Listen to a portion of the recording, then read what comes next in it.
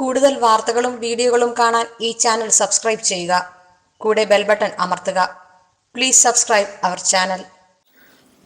നമസ്കാരം. എല്ലാ മാന്യ പ്രേക്ഷകർക്കും ഈ എപ്പിസോഡിലേക്ക് സ്വാഗതം. ഞാൻ പറയുന്നത് എന്താണെന്ന് ചോദിച്ചാൽ, പല ആൾക്കാരും വിളിച്ചിട്ട് ചോദിക്കുന്നതാണ്, നമ്മൾ ഒരു പ്രശ്നം വെച്ചിട്ട് അല്ലെങ്കിൽ ഒരു കവടി വെച്ച് നോക്കിയിട്ട് പരിഹാരത്തിനായിട്ട് ചരട് ജപിച്ച് കെട്ടിയാൽ മതിയോ എന്ന്. ഈ ചരട് ജപത്തെക്കുറിച്ച് പല ആൾക്കാർ പറയാറുണ്ട്. ചരടെന്ന് പറഞ്ഞാൽ കറുത്ത വസ്തു അല്ലേ? നമുക്ക് കണ്ണേറയൊക്കെ തട്ടാറിയാം. ഒരു കൊച്ചുകുട്ടി അല്ലെങ്കിൽ ഒരു അമ്മ പ്രസവിച്ചു കഴിഞ്ഞാൽ ഒരു കൊച്ചുകുട്ടിയെ ആദ്യം തൊടിക്കുന്ന കൺമഷിയൊക്കെ അല്ലേ? എന്തിനാണ് കൺമഷി തൊടിക്കുന്നത്? ഹിന്ദു ആണെങ്കിലും ക്രിസ്ത്യൻ ആണെങ്കിലും മുസ്ലിം ആണെങ്കിലും ഒക്കെ എന്തിനാണ് കൺമഷി പിടിക്കുക? ഒരു കണ്ണേറ് തട്ടാതിരിക്കാൻ അല്ലേ? കറുത്ത ചരട് കിട്ടുക എന്ന് പറയില്ലേ? 28-ന് സ്വർണ്ണം കൊണ്ട് അരിഞ്ഞാലും ഇടും, പക്ഷെ കറുത്ത ചരട് കെട്ടിയതിന് ശേഷമേ ഉള്ളൂ. അത് ആ കുലത്തിലേക്ക് 28 കിട്ടുമെന്ന് പറഞ്ഞാൽ കുലത്തിലേക്ക് ആക്കി എടുക്കുകയാണെന്നുള്ളതാണ്. അതാണ് ഉദ്ദേശിക്കുന്നത്. അതിൽ ക്രിസ്ത്യൻസ് മാമോദിസ മുക്കുക, പിന്നെ അന്നദാനം കൊടുക്കുക. അന്നദാനം കൊടുത്തതിന് ശേഷം അമ്പലത്തിലേക്ക് കയറാവും എന്നാണ് പറയപ്പെടുക അല്ലേ? അപ്പം എന്തിനാണ് ചരട് ജപിച്ച് കിട്ടുന്നത്? ചെറിയ ചെറിയ സങ്കല്പങ്ങൾക്ക് വേണ്ടി മാത്രം. പല ആൾക്കാരും പറഞ്ഞിട്ടുണ്ട്, ചരട് ഞാൻ ജപിച്ച് ഇന്ന ക്ഷേത്രത്തിൽ നിന്ന് ജപിച്ചിറക്കിയതാണ്. സത്യത്തിൽ ജപിക്കുന്നുണ്ടോയെന്ന് അറിയത്തില്ല. പിന്നെ ദേവിയുടെയോ അല്ലെങ്കിൽ ദേവൻ്റെയോ പീഠത്തിൽ വെച്ചിട്ട് ഇറക്കി തന്നു പറഞ്ഞാൽ അതിനൊരു ചൈതന്യമുണ്ട്. എത്ര നേരത്തെ ചൈതന്യമുണ്ട് ഒരു ചരട് ജപിച്ചാൽ? അല്ലെങ്കിൽ 3 മാസമൊക്കെ കെട്ടിക്കൊണ്ട് നടക്കുന്നതാണ്. അതൊരു വിശ്വാസം. അത് പറഞ്ഞു 90 ദിവസത്തേക്ക് അതിൻ്റെ ഫലം ഉണ്ടെന്ന്. ഒരു 90 ദിവസം ഒരു ചരട് ജപിച്ച് കിട്ടിയ ഫലം ഉണ്ടാവില്ല. 60 നാഴിക ഒരു ഭസ്മം ജപിച്ചിട്ടാലും ചരട് ജപിച്ചാലും 60 നാഴിക. അതുപോലെ ഒരു യന്ത്രം ധരിച്ചു കഴിഞ്ഞാൽ, ഒരു തകട് ഏലസ് നമ്മൾ ധരിക്കുക, എത്ര നാളത്തെ ഫലമുണ്ട്? 365 ഒറ്റ വർഷത്തെ ഫലം. 100% ഒറ്റ വർഷത്തെ ഫലം അത് ചെയ്യുള്ളൂ, സംശയമില്ലാത്ത കാര്യമാണ്. പിന്നെ നമ്മൾ 3 വർഷമായി 4 വർഷമായി ത്രിപുര സുന്ദരി യന്ത്രമാണ്, സുദർശന യന്ത്രമാണ്, മഹാസുദർശനമാണ്, അഘോരയാണ്, ശൂലിനിയാണ്.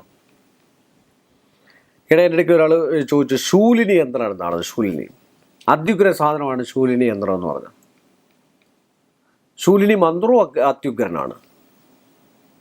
കാര്യം എന്താണെന്ന് ചോദിച്ചാൽ, പേടി കിട്ടാതിരിക്കാൻ, രക്ഷയ്ക്ക്, ശത്രു സ്തംഭനത്തിനൊക്കെ ഉപയോഗിക്കുന്നതാണ് ശൂലിനി. ഇതൊക്കെ നല്ല മന്ത്രങ്ങളാണ്. ശത്രു സ്തംഭനം മീൻസ് എന്ന് പറഞ്ഞു കഴിഞ്ഞാൽ, ആ സ്തംഭനത്തിൻ്റെ ഭാഗം മാറ്റി വെച്ചുകൊണ്ട് ശത്രുത ഒഴിച്ചു കളയാൻ വേണ്ടി മാത്രം ഉപയോഗിക്കുന്നതാണ് ശൂലിനി.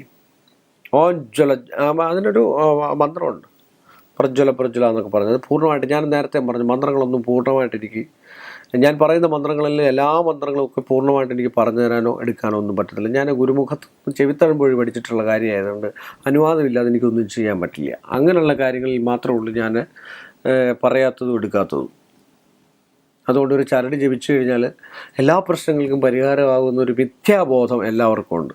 ഒരു ഏലസ് ഇട്ട് കഴിഞ്ഞ് കഴിഞ്ഞാൽ അതൊരു 5-10 വർഷത്തേക്കുണ്ടെന്നുള്ള ഒരു മിഥ്യാബോധം എല്ലാവർക്കും ഉണ്ട്. അത് തന്നെയല്ല, നിങ്ങൾ ഏലസിൻ്റെ കാര്യത്തിൽ തന്നെ ശ്രദ്ധിച്ചു നോക്കുക. എഴുതിയിട്ട ആളിനെ അറിയത്തുള്ളൂ അതിനകത്ത് ഏത് യന്ത്രമാണ് കൊടുക്കുന്നതെന്ന്. ഇപ്പോൾ എൻ്റെ അടുക്ക വന്നിട്ട് പലരും പറഞ്ഞിട്ടുണ്ട്, അപ്പം ഞാൻ ഇന്നലെ അങ്ങോട്ട് പൂജിച്ചതേ ഉള്ളൂ ഈ യന്ത്രം, പിന്നെന്താ ഇതിന് ഫലമില്ലേ? ഇപ്പോൾ നമ്മളൊരു ദേവീ ക്ഷേത്രത്തിലായിരിക്കും കൊണ്ട് കൊടുക്കുന്നത്, അല്ലെങ്കിൽ ഒരു മുരുകൻ്റെ ക്ഷേത്രത്തിലായിരിക്കും കൊണ്ട് കൊടുക്കുന്നത്, അല്ലെങ്കിൽ ഒരു ഗണപതിയുടെ ക്ഷേത്രത്തിലായിരിക്കും കൊണ്ട് കൊടുക്കുന്നത്. അവിടെ എന്താ ചെയ്യുക?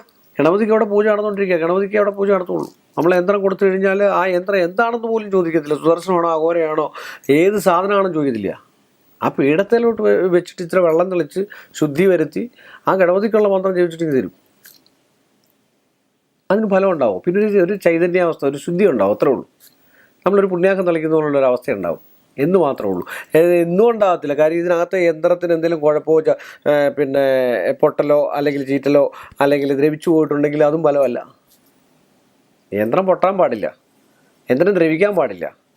ഇതെങ്ങനെയാണെങ്കിലും നമ്മുടെ കഴുത്തെ കിടക്കുമ്പോഴോ അരയിൽ കിടക്കുമ്പോഴോ ഇത് വെള്ളവും സോപ്പും ഒക്കെ ഉണ്ട്, നമ്മളത് ദ്രവിച്ചിരിക്കും, ഉറപ്പാണ്, സംശയമില്ലാത്ത കാര്യം. നല്ല വെള്ളി ഒന്നും അല്ല എങ്കിൽ ദ്രവിച്ചിരിക്കും, സംശയമില്ല. 1 വർഷത്തിൽ കൂടുതൽ ഒരു യന്ത്രത്തിനും ഫലമില്ല. അമ്പലത്തിൽ നിന്ന് അത് ജപിച്ചു പേടിക്കുന്ന സാധനം എന്ന് പറഞ്ഞാൽ ആ മന്ത്രം തന്നെ ജപിച്ചെങ്കിൽ ആ എഴുതിയ ആൾ തന്നെ അതിനകത്ത് കൊടുക്കുന്ന ഒരു ജീവനുണ്ട്.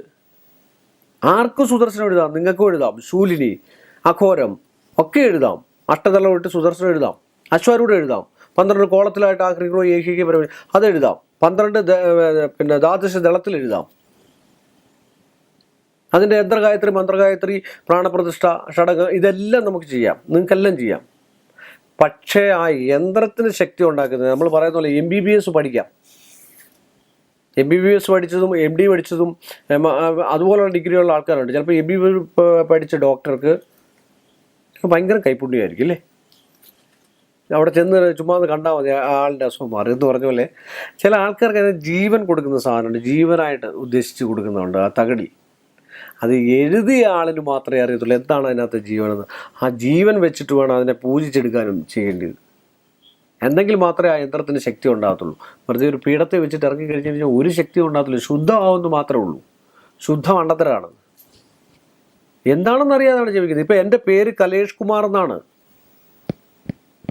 എന്നെ നാളെ തൊട്ട് നിങ്ങൾ വർഗീസ് എന്ന് വിളിച്ചാൽ ഞാൻ തിരിഞ്ഞു നോക്കുമോ?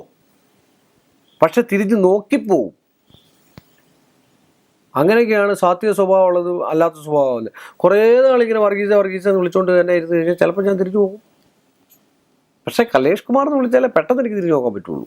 അപ്പോൾ ആ യന്ത്രം എന്താണോ ആ യന്ത്രത്തിൻ്റെ ഫലം പറയണമെങ്കിലും ഒരു ചരട് എന്താണെന്നും നമ്മൾ അറിഞ്ഞിരിക്കണം. ചരടെന്ന് പറഞ്ഞാൽ 60 നാഴികയ്ക്കേ ഉള്ളൂ. പല പുസ്തകങ്ങളിലും എനിക്ക് തോന്നുന്നു എൻ്റെ അറിവ് വെച്ചിട്ടാണ് ഞാൻ പറയുന്നത്. എനിക്ക് കിട്ടിയിരിക്കുന്ന അറിവ് വെച്ചിട്ട് പുസ്തകങ്ങളൊക്കെ 3 മാസം അങ്ങനെയൊക്കെ 3 മാസമൊക്കെ കിട്ടിക്കൊണ്ട് നടക്കുന്നുണ്ട്. 60 നാഴികയ്ക്കുള്ള സത്യത്തിൽ ഒരു ചരടിന് ഫലം അത് കെട്ടിയാൽ 60 നാഴിക കഴിഞ്ഞ് അഴിച്ചു കളയണമെന്ന് ഞാൻ പറയത്തില്ല. 3 മാസം വരെ ഒരു വിശ്വാസത്തിൻ്റെ പുറത്ത് കെട്ടിക്കൊണ്ട് നമുക്ക് നടക്കാം എന്നല്ലാതെ ഒരു യന്ത്രത്തിന് 1 വർഷത്തെ ഫലം മാത്രമേ ഉള്ളൂ എന്ന് പറഞ്ഞുകൊണ്ട് ഈ ഒരു എപ്പിസോഡ് ഞാനിവിടെ അവസാനിപ്പിക്കുന്നു. എല്ലാ മാന്യ പ്രേക്ഷകർക്ക് എൻ്റെ നിശ്ചയവുമായ നന്ദിയും കടപ്പാടും അറിയിച്ചുകൊണ്ട് നമസ്കാരം. കൂടുതൽ വാർത്തകളും വീഡിയോകളും കാണാൻ ഈ ചാനൽ സബ്സ്ക്രൈബ് ചെയ്യുക. കൂടെ ബെൽ ബട്ടൺ അമർത്തുക. Please subscribe our channel.